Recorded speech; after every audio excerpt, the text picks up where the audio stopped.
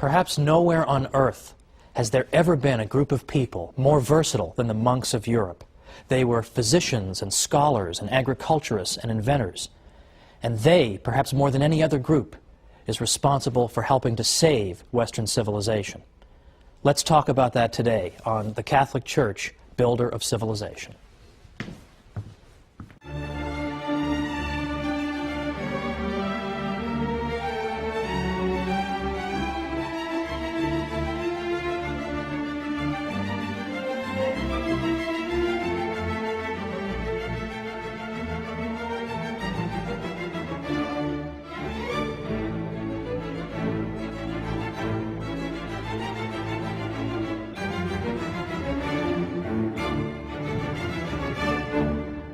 Welcome once again to the Catholic Church, Builder of Civilization. I'm Thomas Woods. Today it's the monks who helped to save Western civilization. Now there's a small publishing industry out there of books called How So-and-so Saved Civilization. This group saved it, and that group saved it. The monks deserve this title, ladies and gentlemen, the monks. Even the Irish, who are sometimes credited with saving civilization, did so in large part because of their monks. Who were these people, after all? They were monks. Well, I don't want to assume any prior knowledge. Who are the monks, and what are they doing, and how did they save Western civilization? We already see, in the 3rd century, a tradition whereby women religious, we would call them, began to live together and share the same spiritual and prayer life, and dedicated themselves to the care of the poor and the sick. So it's very easy to see in that the tradition of convents and the life of the nun. Also in the 3rd century we see a tradition among men to be hermits. The hermits were people who forsook everything, who pursued absolute solitude in order better to commune with God and to hear Him and to pray to Him. St. Anthony of the Desert in the mid-3rd century was a classic example of this. He lived to be over 100 years old, and he went out into the deserts of Egypt. The hermits typically lived completely alone. They would gather on Sundays to worship God, but otherwise they kept to themselves. And they tended small vegetable gardens to support themselves, or they made baskets, but otherwise theirs was a life of extreme solitude. Now, in a certain sense, this is all well and good, and the Church has never altogether repudiated the tradition of hermit life. In fact, she's had a pope who was a hermit in the 1290s, Pope Celestine V.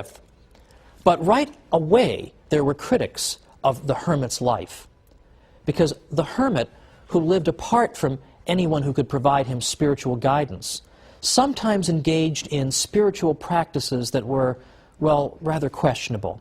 Some of them engaged in, shall we say, penances that were exaggerated, or some of them would go out of their way to wait until food rotted before they would eat it. And this type of thing would go on, and a good many Catholics began to argue that this is not a healthy thing. This is not what God intends. This is not what Christ is calling you to. For example, in the Christian East, St. Basil the Great repeatedly said that the life of the hermit is not the Christian one, ideally, because what we should be doing is living among our fellow human beings, ideally. That would be the best solution. The monks should live in solitude, but in a sense a kind of communal solitude, with other monks, with other people who have in effect retreated from the world. Now it's important to understand the monks are not saying that the world is evil, therefore we retreat from it, or that spaghetti and meatballs and an ice cream sundae are all evil, so therefore I want to deprive myself of them and eat more simply. To the contrary, because Catholics believe in the goodness of the created world, what the monks are saying is that the world is wonderful, it's a great thing, it's filled with a great many delights, and that's why it's such a sacrifice for us to give them up to show how much we love God. One of my friends has sometimes explained it this way: it's one thing to bring flowers for your wife. It's quite another to bring her flowers on a rainy, miserable day, when she knows it was just an unbelievable ordeal for you to get those flowers and get back in the car and keep the vase from spilling over in the car. I've had plenty of experience with this, folks. This is exactly why the monks made sacrifices, to show how much they loved God.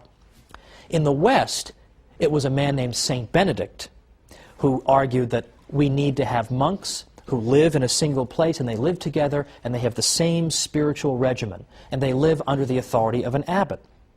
St. Benedict composed something called the Rule of St. Benedict, which was in effect an outline for how a monastery should be run. He wrote this around 529, and with the passage of time, this became the model for organizing monasteries. A monastery, of course, is where the monks live. And St. Benedict argued that the monks should live penitential lives, it's true, but not lives that are so penitential that it would disrupt their spiritual lives. We don't want that. We want them to live at the material level of about the average Italian peasant. That would be acceptable. They should get adequate sleep. They shouldn't do too much physical labor. They should be moderate in all things. Physical labor and prayer and study, and nothing out of moderation. The monasteries in Ireland were quite another story. There, the model, in effect, was working 14 hours a day, doing back-breaking labor, and then coming in and praying all the psalms. And this, it seemed to St. Benedict, was just too much, that you couldn't live a healthy spiritual life if you were being that rigorous with your physical body. Now, it should be mentioned, by the way, that the Irish monasteries attracted people from all over. They couldn't house them all, so they must have been doing something right. But this was St. Benedict's model. It was flexible, and it seemed to understand human nature very well. And it turns out that St. Benedict and his monks played an essential role in saving Western civilization at a critical moment and building up important parts of it. And yet, I will never forget, in my days as a professor in New York, after telling my class all about the monks and all the things they had done, I actually had a student say to me, "That's very interesting. Are there any monks today?"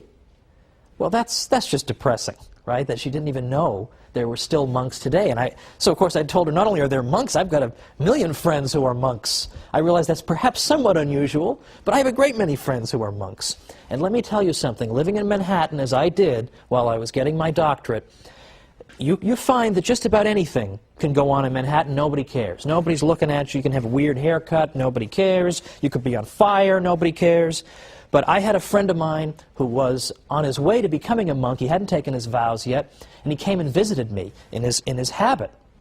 And we went out for nachos at a local place. And I'll tell you, people will look away at anything, but if you're having nachos with a monk, they cannot take their eyes off it, apparently. This is just a bizarre sight, even for Manhattan. So, unfortunately, the monks don't have the high profile they once did, but they deserve our respect. Because, after all, what did the monks accomplish? Well, for one thing, apart from just copying texts, which we all know they did that laboriously, but they also did a lot of physical labor. For example, they cleared and reclaimed all kinds of land in Western Europe. Because what often happened is that people wanted to donate land to the monks as a good work. That's wonderful. Look at what I'm doing for the monks. But people would typically give the monks really crummy land. They want to help them, but they don't want to help them that much. So the monks often found themselves having to deal with land nobody really wanted. And a lot of times it was swampland. In those days, I mean, obviously a swamp has no value. It's just a source of pestilence. The monks would dike and drain the swamp and make it into fertile land. And a great many experts on the history of agriculture in Western Europe have said, for example, we owe the agricultural restoration of a great part of Europe to the monks. Another one said, wherever they came, they converted the wilderness into a cultivated country. They pursued the breeding of cattle and agriculture, labored with their own hands, drained morasses and cleared away forests. By them, Germany was rendered a fruitful country. And finally, every Benedictine monastery was an agricultural college for the whole region in which it was located. The monks introduced crops and industries and production methods that people hadn't known before. And they weren't afraid to work with their hands at a time when manual labor was looked down upon and despised. The monks were inspired to engage in physical labor because they knew, for one thing, that when you engage in hard physical labor, this can be a great form of penance and an opportunity for the mortification of the flesh. So sure, they were thrilled to work with the swamp that nobody else wanted to do. So at a time when you were despised for doing physical labor, the monks, in effect, made it something honorable. At a time when agriculture was collapsing, the monks' labor helped to bring it back. The monks were involved in rearing cattle and horses, brewing beer, raising bees and fruit. And all over Europe, they introduced essential aspects of local economies. For example, in Sweden, it was the corn trade that owed its existence to the monks. In Parma, cheese making. In Ireland, salmon fisheries. And in a great many places, the finest vineyards. The monks were also intensely practical in that they stored up the waters from springs in order so that they could distribute them if a drought ever struck. In Lombardy, the peasants learned irrigation from the monks. The monks have also been credited with being the first to work toward improving breeds of cattle instead of just leaving the process to chance. So there's agricultural labor from the monks at a critical time in European history. With the Roman Empire collapsed, the monks show up and do all this critical work. Beyond that, the monks pioneered in machinery and mechanization. The ancient world of Greece and Rome was not particularly heavily mechanized, but Europe of the Middle Ages changed all that. Particularly the Cistercians, which are a reform-minded group of monks from the late 11th century, they built water-powered factories at hundreds of their 742 monasteries around by the 12th century. They used water power for all kinds of purposes, for crushing wheat and fulling cloth and tanning. Far more mechanized were they than anything that had ever been seen in Europe up to that time. They were also great metallurgists. They used the slag from their furnaces as fertilizer. So they were constantly thinking of practical things they could do for the life of Europe. And they instructed Europeans as to how they themselves could do these things. They were also technologically advanced in practical things like clocks. The first clock we have any record of was built by the future Pope Sylvester II in 996, but much more sophisticated clocks were built in the 14th century. But it's not just clocks, and it's not just agriculture. It's charity and education and inventiveness.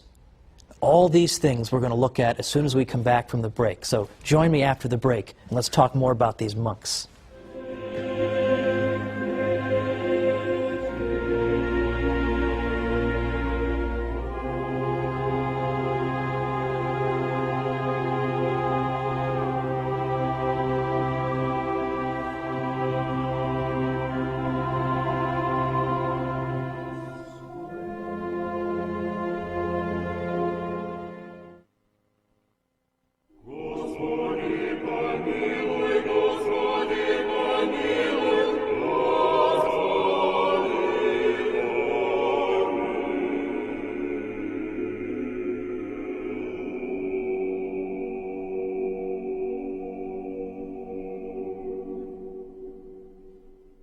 Welcome back to the Catholic Church, builder of civilization. I'm Thomas Woods, and we're talking about the monks today and their unsung heroism in helping to build and even save Western civilization at critical moments.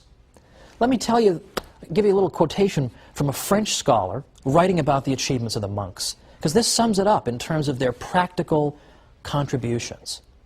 He writes, in effect, whether it be the mining of salt, lead, iron, alum, or gypsum, or metallurgy, or quarrying marble, running cutler's shops and glassworks, or forging metal plates, also known as firebacks, there was no activity at all in which the monks did not display creativity and a fertile spirit of research. Utilizing their labor force, they instructed it and trained it to perfection. Monastic know-how would spread throughout Europe.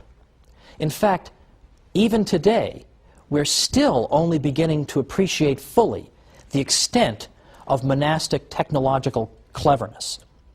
In the late 1990s, an archaeometallurgist at the University of Bradford named Jerry MacDonald found evidence in North Yorkshire, England, of a degree of technological sophistication that pointed ahead to the great machines of the 18th century Industrial Revolution. He found that the monks had built a furnace to extract iron from ore. Now, in the 16th century, which is when the period that that MacDonald is looking at, 16th century England, the typical one of these furnaces in the 16th century had not advanced very far over its ancient counterpart. It was very inefficient. The slag, or another word for the byproduct of these primitive furnaces, had a very substantial concentration of iron in it, because they couldn't get to high enough temperatures to get all the iron out of the ore. So the leftover still had a lot of iron in it. But MacDonald found that when he was investigating, that in fact the monks in England had in fact built a furnace where the slag was low in iron content. They were somehow able to get to high enough temperatures to get more and more of the iron out of it, very similar to a modern blast furnace today. So MacDonald says the monks were on the verge of building dedicated furnaces for the large-scale production of cast iron. This is the key ingredient, perhaps, that ushered in the industrial age. And he says that the furnace that he investigated in England was a prototype of such a furnace.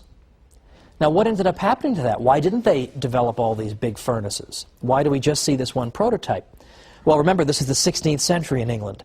What's King Henry VIII up to? Well, he's closing down monasteries and confiscating their property so as to reward his well-connected friends. And so, Henry VIII helped to destroy this outstanding example of creativity on the part of the monks. Thank you very much, Henry VIII. We'll have time to talk about you in a future episode. But we also now have charitable work. Now, charitable work we're going to spend a whole episode on, but I want to at least pause and say something about the monks' specific contributions to charity. The rule of St. Benedict called for the monastery to dispense alms and hospitality to whatever extent its means permitted. Specifically, it instructed monasteries that all guests who come shall be received as though they were Christ. Now, the monasteries served as free inns where foreign travelers and pilgrims and the poor could find a safe resting place. I love this quotation from an old historian of the Norman Abbey of Bec. He said, "Let them ask Spaniards or Burgundians or any foreigners whatever how they have been received at Bec.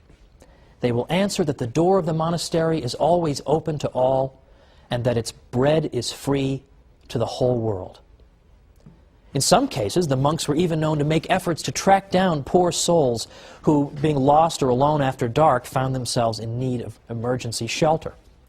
They established contrivances for warning sailors of perilous obstacles. Or, in fact, nearby monasteries often made provision for shipwrecked men in need of lodging.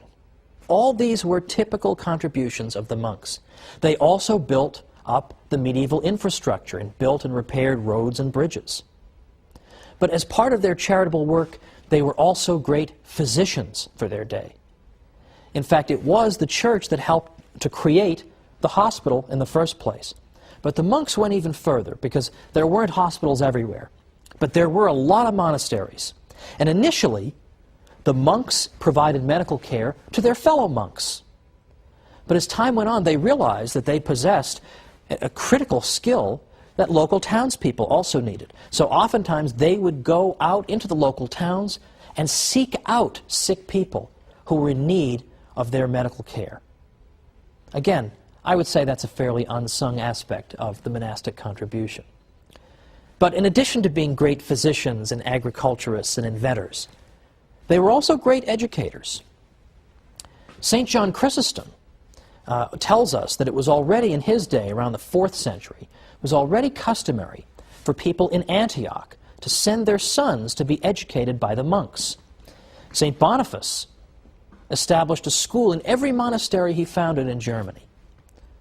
In England, St. Augustine, and here we're talking not about St. Augustine of Hippo, but St. Augustine of Canterbury, St. Augustine and his monks set up schools wherever they went. St. Patrick is given credit for encouraging Irish scholarship. And of course, the Irish monasteries developed into very important centers of learning, and they dispensed instruction to monks and laymen alike. Now, sometimes it's been said that the monks did engage in some education, but they were really only educating their fellow monks. Well, that's, as we've seen, not entirely true. There are plenty of cases we have on record of the monks providing education to people in the local area.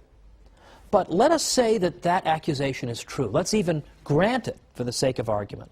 Let's say that the monastery's contribution had simply been to teach other monks how to read and write. That's all it was. Well, even if that had been their only contribution, that would have been no small accomplishment.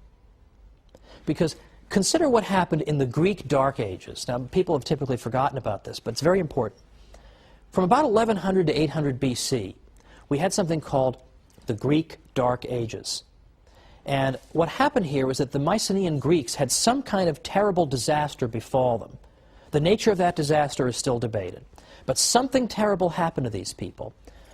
And when the smoke had cleared, for the next 300 years, we find that, in effect, the ancient Greeks, the Mycenaean Greeks, had lost literacy. They had lost the ability to read and write. Now you wonder, how could you lose the ability to read and write? How could you forget that? Well, partly it happened because people were scattered following whatever disaster it was that befell them. And they had to think solely of their own survival. And learning how to read and write was not exactly critical when you just needed food and sustenance. Secondly, it's been speculated that maybe whatever disaster struck the Mycenaean Greeks struck in particular the educated classes, so that those who would have remembered literacy were in fact wiped out.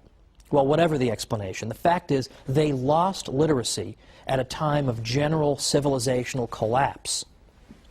Well, let's remember that the monks were functioning and carrying out all these wonderful tasks I've described at a time in Western European history that was very similar. There was general collapse. There was political disorder. There was an abandonment of education by and large. There was an abandonment of urban life. That was the environment in which the monks functioned. And so, even if all they had done was to keep literacy alive, well, that's very important, because that means they prevented a repeat of the Greek Dark Ages, when literacy was lost. Thanks to the monasteries, literacy was not lost, but Western Europe managed to hang on to it. That's no small contribution, is it? In fact, the contributions of the monks have been so great that even scholars who are inclined to be unsympathetic to them have conceded it. And I've always tried to go out of my way, when I've written about Catholic history, to cite not only non-Catholics, but anti-Catholics when possible, so that people won't come back and say that I'm just picking and choosing among my sources. When people who don't even like the Catholic Church are saying, okay, the monks did a lot, that says something. So, for example, one unsympathetic scholar said, the monks not only established the schools and were the schoolmasters in them, but also laid the foundations for the universities. They were the thinkers and philosophers of the day and shaped the political and religious thought. To them, both collectively and individually, was due the continuity of thought and civilization of the ancient world with the later Middle Ages and with the modern period. That's no small compliment. A century ago, another historian said, it was the monks, and they alone, who carried to a successful issue the tremendous undertaking of mollifying the rampant invader, softening the rudeness of his manners and the harshness of his spirit, familiarizing him with the restraints of Christian morality, and bringing home to him with convincing power the necessity of observing the fundamental principles of law and order, instructing him in the use of arts and instruments of industry and social progress, in a word, of assimilating, civilizing, and Christianizing 20-odd barbarian tribes, many of which, by the way, were very impressed with the morality and the conviction of the monks. They were very moved by their witness.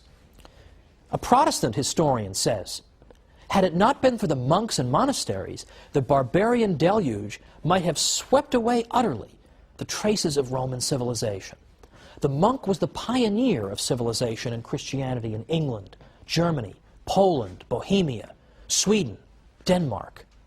With the incessant din of arms around him, it was the monk in his cloister, for instance on Mount Athos, who by preserving and transcribing ancient manuscripts, both Christian and pagan, as well as by recording his observations of contemporaneous events, was handing down the torch of knowledge unquenched to future generations and hoarding up stores of erudition for the researches of a more enlightened age. The first musicians, painters, farmers, statesmen in Europe, after the downfall of imperial Rome, under the onslaught of the barbarians, were monks. Now, these are critics of the monks. You can only imagine what their friends have to say. These are their critics. Here is the monastic contribution. And you'll notice that in this brief overview, I've not even mentioned, or at least hardly so, the contributions they made to the literature of the Western world by preserving ancient classics and indeed the Bible itself through laborious copying. Because that is the one thing that's conceded to us. The monks did this. But what I want to show you is they did so much else in so many areas, one can hardly even believe it. Now, today we touched briefly on the subject of charity, because we saw the monks as great dispensers of charity. Guests are to be treated as if they were Christ himself. Well, that is a small part of the story of Catholic charity, which will occupy us next time. Catholic charity is one of these areas in which people will concede the Catholic Church has done wonderful things. But what I want to suggest to you is that even we Catholics don't realize just how great Catholic charity is. It's a far more extraordinary story than even we believe. So join me next time on the Catholic Church, Builder of Civilization. See you then.